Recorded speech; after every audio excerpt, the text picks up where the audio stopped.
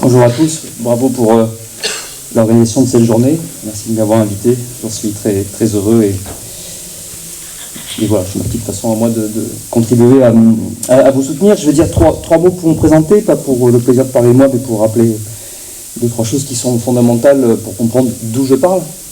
On disait à votre frais qu'il faudrait continuer à dire à mon avis. La première chose, c'est de mon métier. Je suis fonctionnaire d'État, je suis directeur de recherche au CNRS. Ce que je considère, et je le disais bien avant le Covid, dans mes conférences avant sur le sécuritaire, ce que je considère comme le service public de la recherche. Ce qui a une conséquence majeure pour moi, qui découle de ça. Service public, ça veut dire que je suis au service de la population, puisque c'est vous qui me payez avec vos impôts. Et je ne suis pas au service du gouvernement, qui change. Moi je reste, je continue, ma cale. C'est très important, je regrette que beaucoup de mes confrères, fonctionnaires, aient oublié ça. On est au service de la population, pas du gouvernement. Deuxième rappel, le principe numéro 1 de l'éthique de la recherche, c'est le désintéressement. C'est-à-dire, c'est le fait de chercher le vrai pour le vrai, sans aucune autre forme d'enjeu. Traduit en langage contemporain et dans le domaine médical, ça veut dire le fait de n'avoir aucun conflit d'intérêts, entendons-nous bien, de quelque nature qu'il soit. Les conflits d'intérêts ne sont pas simplement de nature économique et financière. Il y a beaucoup d'autres formes de reconnaissance, en particulier dans le milieu scientifique. Et il y a beaucoup d'autres formes d'avantages que ceux qui sont inscrits dans le marbre d'un contrat et déclarés dans la base transparence santé. Il y en a beaucoup d'autres. Donc la première chose, c'est ça. Et la première règle de l'éthique, c'est celle-là quand on fait de la science. Je vous renvoie à un vieil article du sociologue Robert Merton, la structure normative de la science, qui rappelait ça. Le premier principe, c'est cela. Si on a d'autres enjeux que la simple recherche du vrai, alors on ne peut pas prétendre faire de la science. Ça peut faire autre chose, de l'expertise au service de ce qu'on veut, mais ça ne s'appelle pas la science. La science, c'est le vrai pour le vrai. Que ce soit beau, que ce soit pas beau, que ce soit de droite, que ce soit de gauche, machin, on s'en fiche. On s'en fiche. On cherche à rendre compte de la réalité. Ça aussi, ça s'est beaucoup perdu, malheureusement, durant cette crise. Troisième chose, comme tout le monde, je passe mon temps à me faire traiter par tous les petits comiques des médias traditionnels ou des réseaux sociaux de anti-vax complotistes d'extrême droite, qui sont trois aberrations. Alors, petit mot, je défie quiconque de trouver un quelconque propos, une quelconque trace écrite, ne serait-ce que 3 mots me concernant à propos des vaccins avant la crise du Covid. Et je défie quiconque de trouver une seule ligne dans ce que j'écris qui soit une remise en cause du principe même de la vaccination, sauf, je parle bien du principe. Par contre, ce que vous trouverez, et vous allez le voir, c'est un examen de qu'est-ce que c'est concrètement. C'est une autre règle élément de la méthode scientifique que de regarder les choses comme elles sont, et de se défier de toute idéologie. Et on verra tout à l'heure qu'il y a une idéologie vaccinale qui remplit une fonction médicale et politique bien précise. Donc ça n'a pas de sens. Le deuxième mot, pour moi, n'a absolument aucun sens non plus. Complotiste, ce qu'on appelle aussi un point Godwin, une insulte. Ce qu'on veut, ça n'a qu'une seule fonction, en fait. C'est une diatribe qu'on lance juste pour faire taire l'autre. Donc là aussi, il faut rappeler une chose toute simple. Peut-être si j'ai un premier engagement extra-scientifique, si j'en ai qu'un seul d'ailleurs, c'est celui de défendre la démocratie. D'où d'ailleurs le titre de mon livre. Je me permets de le signaler d'abord parce que le propos que vous allez entendre en est directement tiré, et ensuite parce qu'évidemment aucun média de la presse traditionnelle n'en a dit le moindre mot nulle part. Il faut aller chercher dans des petits médias parallèles comme Nexus, Kéros, qui par contre m'ont fait l'amitié et l'honneur de me permettre d'en parler. J'insiste sur cette question démocratique. Et ce que voulaient dire les Lumières, ce sont des choses qui sont usurpées de nos jours. Je rappellerai cette chose fondamentale qui caractérise la démocratie. C'est le pluralisme, et donc c'est le respect par principe du droit de l'autre à exprimer ses convictions, qu'elles soient laïques ou religieuses d'ailleurs. Je l'ai dit dans d'autres occasions, je l'avais dit bien avant le Covid dans d'autres sujets. Il y a la même confusion d'ailleurs sur la laïcité. La laïcité, c'est pas la haine des religions, pas du tout. La République française, c'est au contraire le respect et l'État qui doit protéger la liberté de penser et la liberté de conviction. Et la seule obligation de neutralité, elle est la destination des fonctionnaires de l'État. C'est ça la laïcité. C'est pas les citoyens qui doivent être athées. Voilà, ça c'est une bêtise totale et une incompréhension totale de ce que signifie la laïcité. Je répète, ce n'est pas une obligation d'athéisme. Voilà. C'est la neutralité de l'État. C'est ça la laïcité. Quant à la troisième, et donc le pluralisme, la démocratie, je rappelle toujours cette petite phrase de Voltaire, je crois absolument cruciale, c'est de mémoire, mais qui disait au fond la chose suivante, je ne suis, interpellant un de ses contemporains avec lequel il polémiquait, ou controversé, ce qui est normal, il lui disait au fond, je suis tout à fait opposé à vos idées, et je me battrai jusqu'à la fin de mes jours contre vos idées, mais je me battrai également jusqu'à la fin de mes jours pour que vous ayez le droit d'exprimer vos idées. C'est ça, c'est la démocratie. Vouloir faire taire les autres, etc., c'est le contraire. C'est le contraire de la démocratie. Et puis, voilà, alors je m'arrête là, sinon ça va être trop long. J'ai donc écrit ce petit texte au départ pour les soignants suspendus, mais évidemment, à travers ça, je m'adresse aussi, je dirais, au fond, à toutes les victimes de cette gestion antidémocratique de la crise du Covid que nous avons vécue. Alors je commence par un petit mot quand même pour parler de ces soignants suspendus. En résumant, au fond, ce qui est probablement, Frédéric Pierru le dirait mieux que moi, puisque lui a fait une enquête avec des dizaines et des dizaines d'entretiens, ou des centaines probablement. Donc je résume ce qui est néanmoins sans doute le cas le plus courant, la situation d'une infirmière hospitalière, suspendue sans salaire, qui n'a ni le droit de prendre temporairement un autre emploi, ni droit au chômage, ni même droit au revenu de solidarité active. Vous vous souvenez de tous ces présidents de départements qui voulaient affamer les non-vaccinés, au fond. C'est de ça dont il s'agit, les affamer, en leur supprimant même ce minima social. Donc, sauf à accepter de vivre sans aucun revenu, cette infirmière doit donc démissionner, demander une rupture conventionnelle, qui d'ailleurs ne lui sera pas accordée au motif qu'elle est un personnel indispensable, il met dans le texte, SIC, ou bien encore se mettre en disponibilité de la fonction publique. Et non content de l'avoir mise sur la touche et renvoyée vers la précarité, le gouvernement chargera ensuite les forces de l'ordre et l'administration fiscale d'enquêter pour s'assurer qu'elle n'a pas pris un autre emploi rémunéré depuis sa suspension, histoire par exemple de payer son loyer ou d'acheter de quoi manger pour elle et sa famille. Cette persécution des victimes non consentantes de l'obligation vaccinale n'est par ailleurs qu'un des aspects, à mes yeux, d'un processus beaucoup plus large d'ostracisation de toutes celles et ceux qui contestent tel ou tel aspect de la narration officielle de l'épidémie et de sa gestion politico-sanitaire, ce que donc j'appelle la doxa du Covid. En reprenant une vieille expression d'un de mes maîtres en sociologie, Pierre Bourdieu, la doxa, c'est le discours des dominants qui s'auto-légitiment et s'auto-instituent en dominant, au fond, pour nous expliquer, à nous, stupides populaces, ce qu'il faut penser et ce qu'il faut faire. Donc j'inclus là-dedans, bien sûr, tous mes collègues du milieu académique, j'inclus évidemment tous les soignants, tous les médecins poursuivis par les conseils de l'ordre, etc. Sur quoi ont pu reposer de telles mises au banc de la société? Officiellement, la vaccination anti-Covid, en réalité une thérapie génique expérimentale, est obligatoire pour certaines catégories de professionnels, car ils ne doivent pas risquer de contaminer leurs collègues ou le public concerné. Le principe moral, ainsi énoncé, se comprend aisément. Et il me semble qu'à peu près personne ne le conteste en réalité, le principe moral. Encore faudrait-il toutefois que ceci corresponde à la réalité, la vraie vie. Voilà, pas le monde magique des idées ou de oui-oui. Or, il est clair, épidémiologiquement, depuis l'été 2021, que les dits vaccins ne protègent ni de l'infection, ni de l'infection par le virus, ni de sa transmission. Les premiers pays à avoir vacciné toute leur population ayant connu exactement les mêmes poussées épidémiques que les autres. Le principal industriel concerné, Pfizer, a du reste reconnu, le 12 octobre 2022, devant le Parlement européen, que son produit n'avait jamais été testé en ce sens. Or, c'est l'argument fondamental de toute cette politique, l'argument moral. Autrement dit, l'obligation vaccinale ne repose sur rien d'autre que l'arbitraire politique. Mieux encore, dans la vraie vie, une infirmière non vaccinée faisant régulièrement des tests PCR pour vérifier qu'elle n'est pas infectée ne représentera pas un danger pour les malades de l'hôpital. Tandis que le médecin vacciné se croyant à tort protégé de l'infection et de la contamination pourra, lui, être réellement dangereux pour ses patients. Ça, c'est la vraie vie. Alors répétons-le, il n'y a derrière tout ça ni rationalité scientifique, ni rationalité médicale. Les suspendus pour cause de non-vaccination sont à mes yeux les boucs émissaires ou les victimes expiatoires d'une idéologie vaccinale devenue une sorte de religion d'État au terme d'une collusion massive entre les élites politiques occidentales et les élites économiques et financières, principalement états-uniennes, impliquées dans ce qui est désormais un grand business vaccinal, j'en redirai un mot tout à l'heure. Et cette idéologie s'impose grâce à une propagande d'autant plus efficace qu'elle peut s'appuyer sur la complicité souvent active de la quasi-totalité des médias.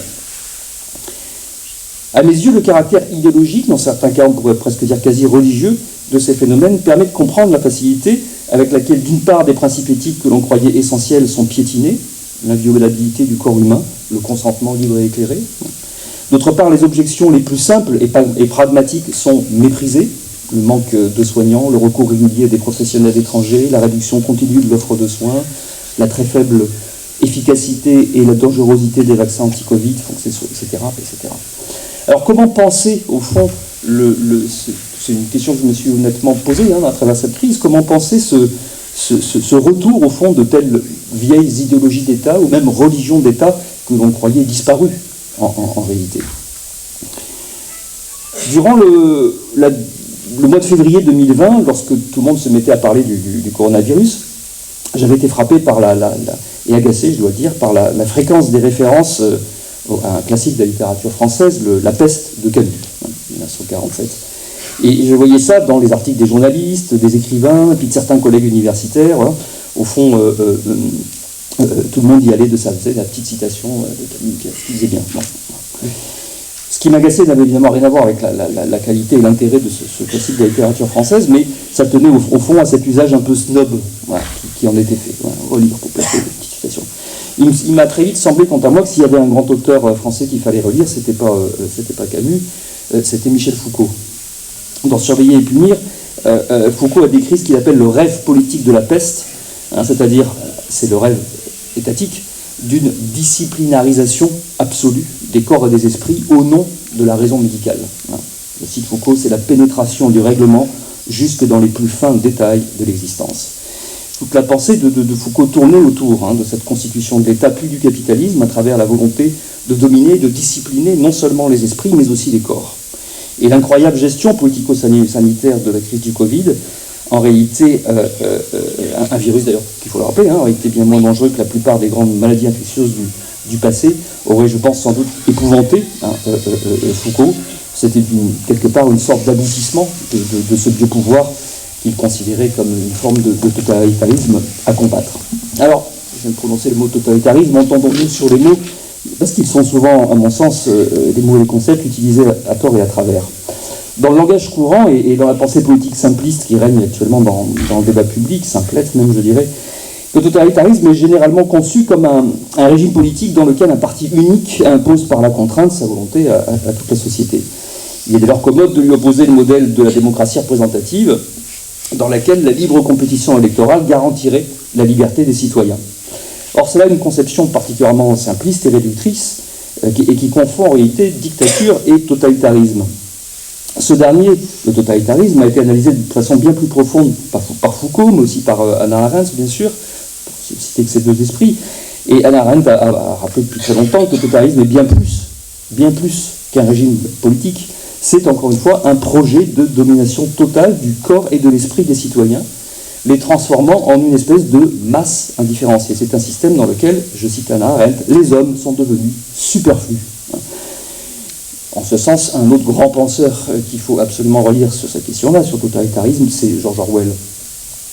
Pour simplifier, au fond, le propre du totalitarisme réside dans sa façon de concevoir et de gérer la société comme un ensemble monolithique, une masse indifférenciée, un troupeau, le bétail humain. Et le propre de ce totalitarisme est donc de nier l'individu, non pas simplement en tant que citoyen ayant le droit de participer à la vie politique, mais en tant qu'individu tout court, au sens de l'individualité, du sujet. Une erreur néanmoins probable de tous ces penseurs, qui se comprennent, entre guillemets, un grand respect pour eux, mais au fond c'est d'avoir été tellement sidérés, et ça se comprend par les formes les plus abominablement meurtrières du totalitarisme qu'ils ont vécu au milieu du XXe siècle, le nazisme et le stalinisme, pour ne parler que d'eux, mais du coup qu'ils en ont peut-être négligé les formes antérieures, parce que le totalitarisme n'est pas une invention du XXe siècle. Il a plutôt profité à cette époque des moyens technologiques qui ont décuplé sa capacité à imposer sa propagande, ses moyens de contrôle de la population, ses capacités d'élimination des boucs émissaires et sa puissance militaire, bien sûr, pour soumettre les autres peuples. Mais les racines du totalitarisme sont beaucoup plus profondes. Elles résident en réalité probablement dans le fait étatique lui-même, dès lors qu'il n'est plus simplement une organisation politique et au fond une espèce de rationalisation bureaucratique de la vie collective, mais qu'il devient également une tentative d'imposer à tous les membres de la société une unique façon de penser et d'agir. Il crée alors forcément un nouveau type d'ennemi de l'intérieur à combattre, institue les moyens de le réprimer, et ceci s'observe à de nombreuses reprises dans l'histoire. Autrement dit, l'État menace de devenir totalitaire dès qu'il produit ou adopte une idéologie d'État, précisément, un dogme d'État, une religion d'État, comme on voudra. C'est ce lien organique, comme disait l'historien de l'Inquisition espagnole, Bartolomé Benassa, ce lien organique entre l'État et un dogme, que ce dogme soit laïque ou religieux, qui est le fondement de la barbarie totalitaire. Il a par exemple existé en Europe, lorsqu'à partir de la fin du Moyen-Âge, de grands États se sont progressivement construits en adoptant le catholicisme comme religion d'État. Et vous le savez, il a fallu attendre la seconde moitié du XVIIIe siècle pour voir de nouvelles aspirations à la liberté s'épanouir, ce lien organique se défaire, une déchristianisation partielle s'opérer. C'est ce qu'on appelle les Lumières. Et au cœur de ce mouvement, parallèlement à la question de la démocratie, se trouvent non seulement les nouveaux principes de libre pensée, de libre arbitre, de liberté de pensée, mais également ces notions donc d'indépendance, d'inviolabilité, d'autonomie du corps de l'individu qu'il faut fondamentalement respecter. Alors, à partir du XIXe siècle, on va faire un petit retour historique, mais qui est fondamental pour comprendre d'où vient aujourd'hui cette idéologie vaccinale, à la fois au niveau politique et encore plus au niveau scientifique, où elle existe, je le répète, comme une idéologie extrêmement constituée. Alors tout ça remonte au fond, au milieu du XIXe siècle, c'est-à-dire au moment où beaucoup des savants de l'époque ont pensé, au fond, abattre Dieu et le remplacer par la science. C'est ça la grande affaire. C'est la grande affaire du XIXe dans un contexte politique extrêmement important, qui ont posé les républicains aux monarchistes, le matérialisme, le spiritualisme, on peut dire de plusieurs façons, qui ne se recoupent pas totalement, mais qui sont le fond de cette histoire et qui sont vraiment le cœur des affrontements politiques de cette époque. Alors je vais prendre un exemple parmi des centaines d'autres, pour avoir, à une autre époque de ma vie, fait beaucoup d'histoire des sciences. Je vais prendre un personnage tout à fait emblématique de cette science moderne.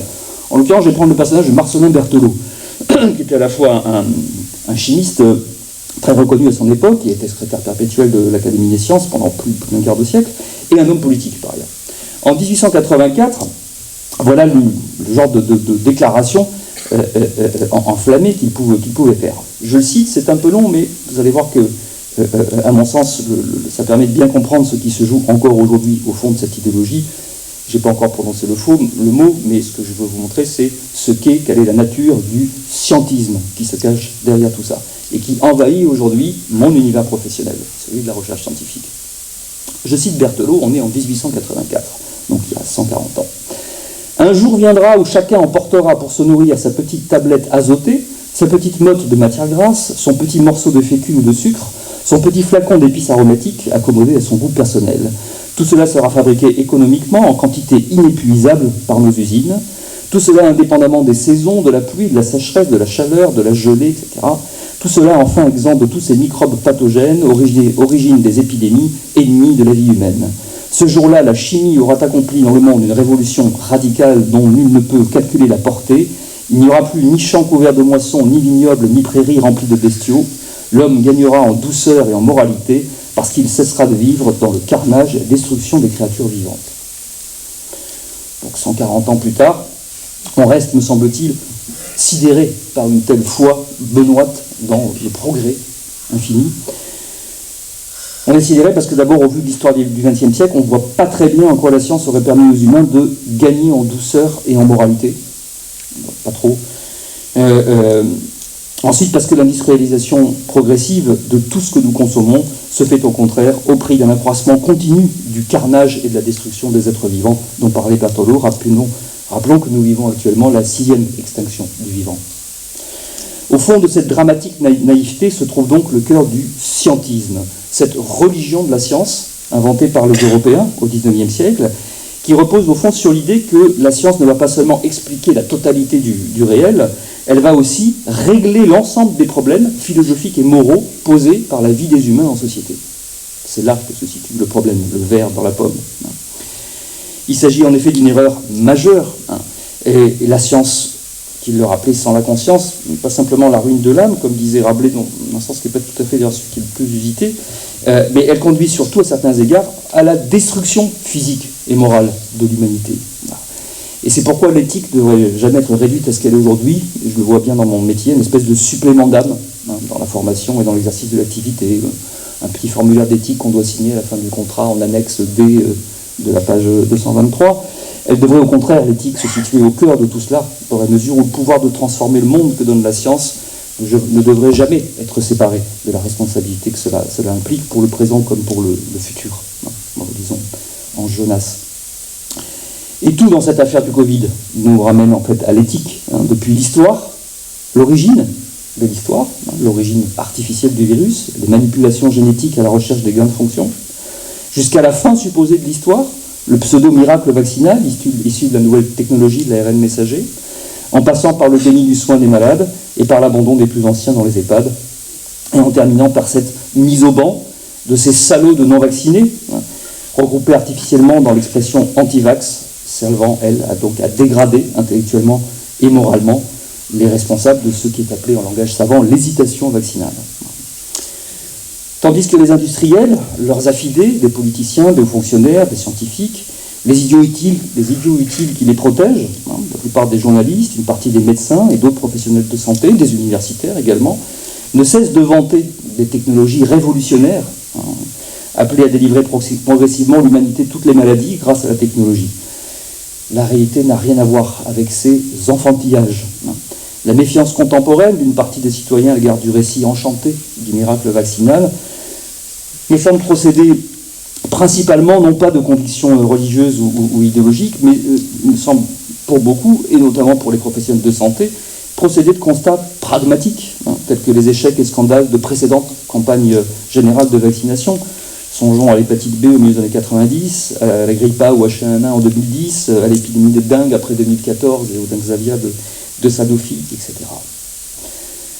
Au chapitre du pragmatisme, que j'oppose ici au conditionnement idéologique, on rappellera par ailleurs que la première raison de la disparition des grandes maladies infectieuses du passé n'est pas la vaccination. Ce n'est pas vrai. Je sais que c'est écrit, parce que je les ai tous lus et analysés, tout ce que je trouvais, c'est écrit dans tellement de manuels pour étudiants de première année de médecine, mais ce n'est pas la réalité. Il faut lire les historiens, il faut faire de l'épidémiologie historique, aller voir, aller vérifier dans le passé, plutôt que de répéter comme les petits-enfants à l'école, merveilleux, le miracle, ça fait partie. Donc, allons lire l'histoire.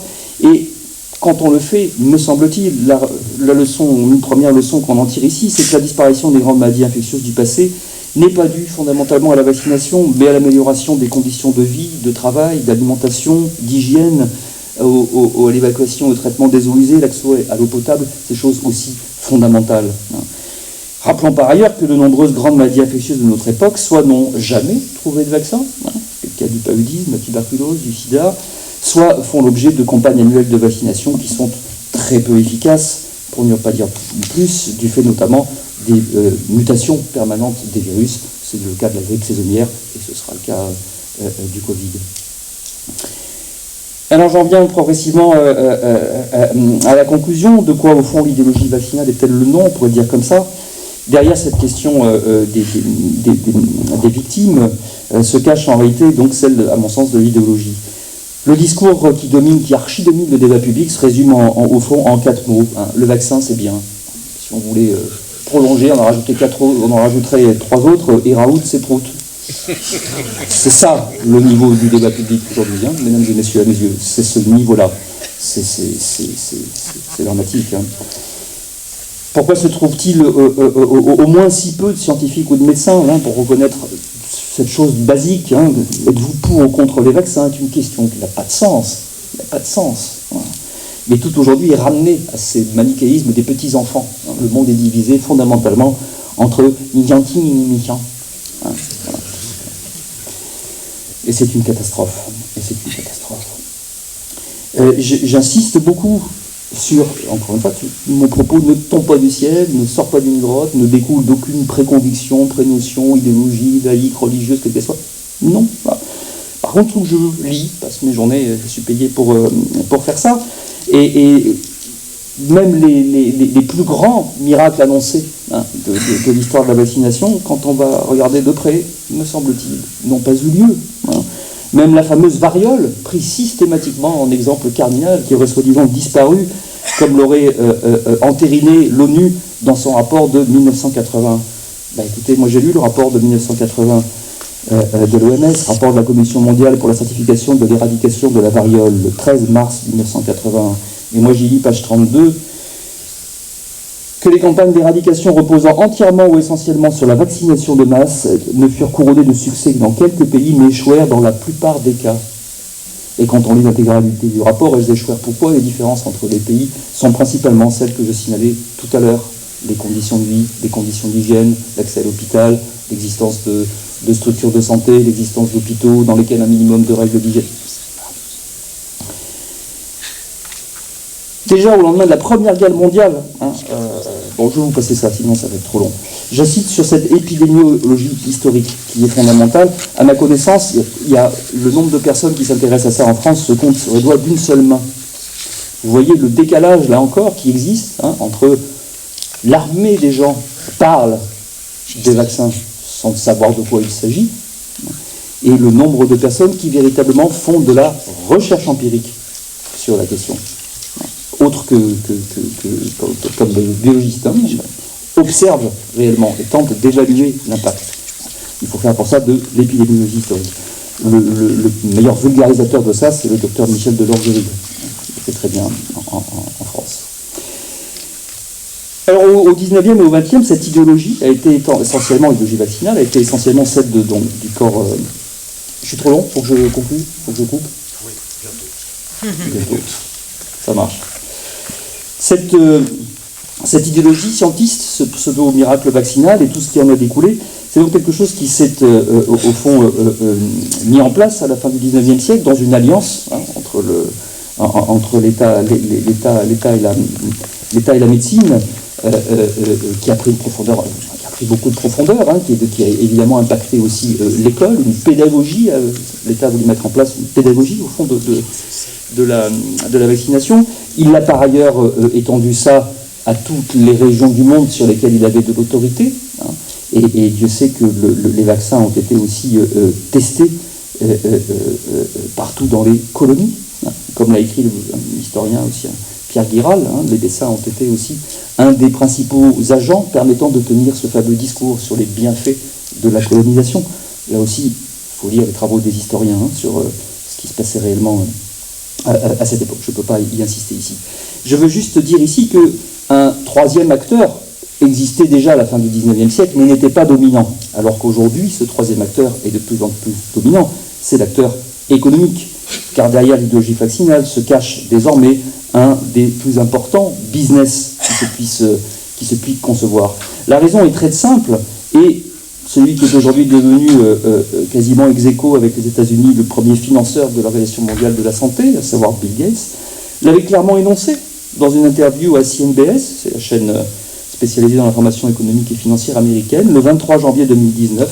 Je le cite: « L'investissement dans les organisations de santé mentale visant à accroître l'accès aux vaccins me crée un rendement de 20 pour 1. $1 investi, $20 gagné. » C'est très simple, c'est Bill Gates qui le dit.